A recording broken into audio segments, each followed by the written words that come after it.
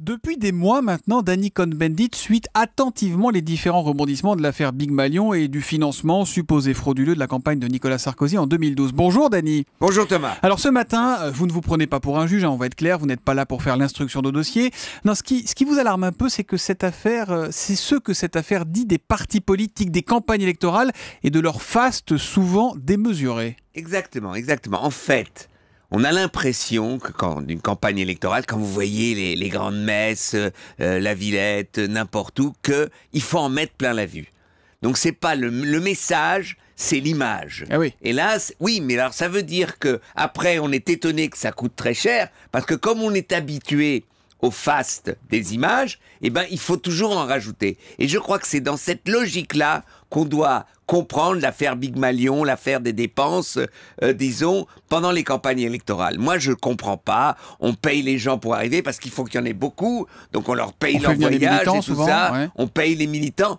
Tout ça démontre qu'il y a une dégradation complète du débat politique. C'est pas le débat, c'est l'image du débat qui est importante. En même temps, vous savez bien, Danny, je vais enfoncer une porte ouverte. On est dans la société de l'image, du spectacle. Le parti qui va proposer des meetings dans une petite salle des fêtes tristoun entourée par deux néons, il va perdre la bataille de la communication, il perdra les élections. Oui, je sais pas, on perd de toute façon même. Il a dépensé beaucoup d'argent, Sarko, il a perdu les élections. Non, mais lui ou les autres, la gauche, la droite, oui, tout le monde y est maintenant. Mais je crois qu'à un moment, aujourd'hui, vous pouvez mettre Hollande dans une grande salle avec de belles images, ça ne sert à rien. Et je crois qu'il y a une erreur. Je crois qu'aujourd'hui, il y a une volonté peut-être des électrices et des électeurs d'entendre plus que de voir. Et qu'aujourd'hui, parce que le message...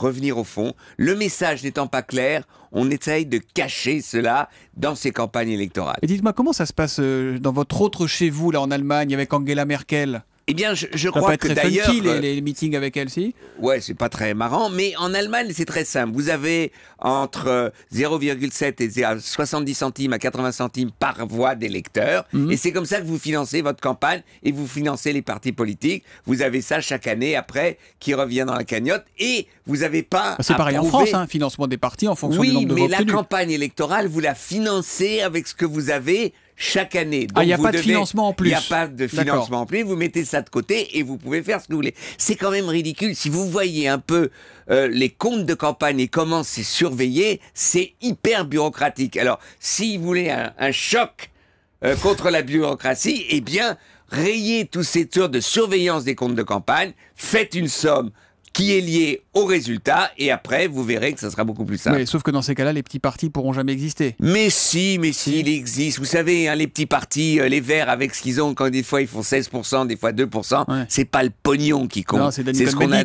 c'est ce qu'on a dans la tête. Oui. C'est ce qu'on a dans la tête, c'est ce qu'on propose, et je crois que les petits partis peuvent s'imposer parce qu'ils gagnent. Si vous avez 80 centimes et vous faites 5%, eh bien vous avez 3 à 4 millions. Avec ça, vous faites une belle campagne. Et voilà comment vous finissez pas votre phrase, vous, non? Non, vous faites campagne, vous avez une belle campagne, tout est bien. Je ne crois pas qu'aujourd'hui, le système français soit le bon système. C'est un système hyper bureaucratique qui ne sert à rien. L'humeur de Danny, c'est tous les matins à 8h-5 sur Europe 1. C'est tranché, c'est Danny. À lundi, Danny. À lundi, Thomas. Thomas Soto.